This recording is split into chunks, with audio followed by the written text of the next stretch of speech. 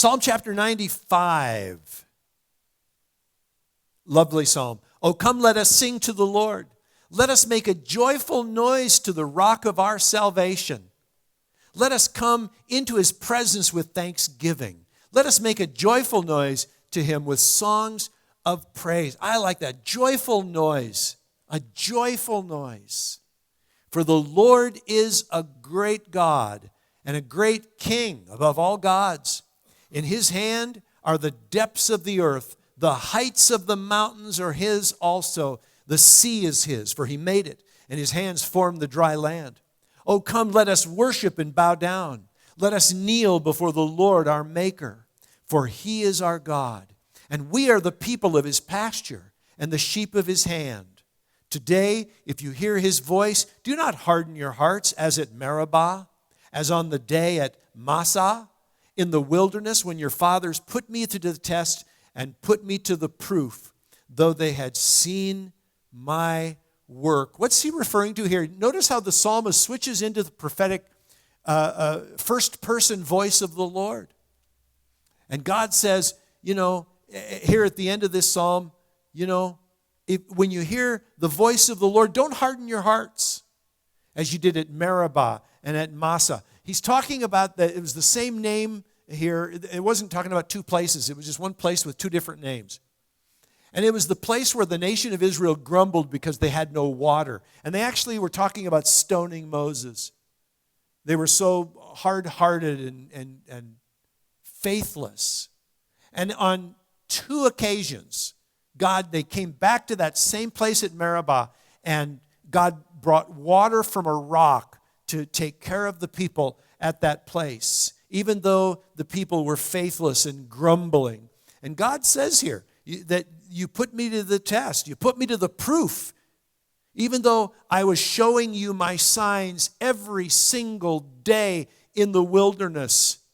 So he goes on in verse 10 to say, for 40 years I loathed that generation and said, they are a people who go astray in their heart, and they have not known my ways. Therefore I swore in my wrath, they shall not enter my rest. And he's talking about the fact that generation didn't get to go into the promised land. Because you see, God referred to entering rest, his rest, as going into the land and enjoying the benefits and the fruitfulness of being in the land. But as you know, that was a faithless generation, so they wandered for a total of 40 years in the wilderness because they refused to believe the promises of God. They believed the bad report of the spies over the word of the Lord, and God said, fine, you won't be able to enter my rest. Now here's what's interesting. The writer of Hebrews actually takes this very psalm, and throughout two chapters 3 and 4 of the book of Hebrews, he uses this idea of entering the rest of God to apply it to the work of Jesus Christ and what the Sabbath is all about. Because he makes the connection that entering the rest of God is a Sabbath rest, because that's what the Sabbath was all about. It was about resting. And so he uses those two chapters, Hebrews chapter 3 and 4, and he masterfully explains that Jesus is our Sabbath rest, and he is the fulfillment of the biblical Sabbath.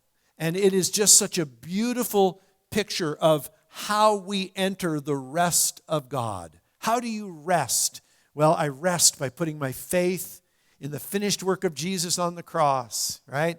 I'm no longer working for my salvation. I'm not trying to be a good person in order to be saved. I'm resting in what he did, not in what I do.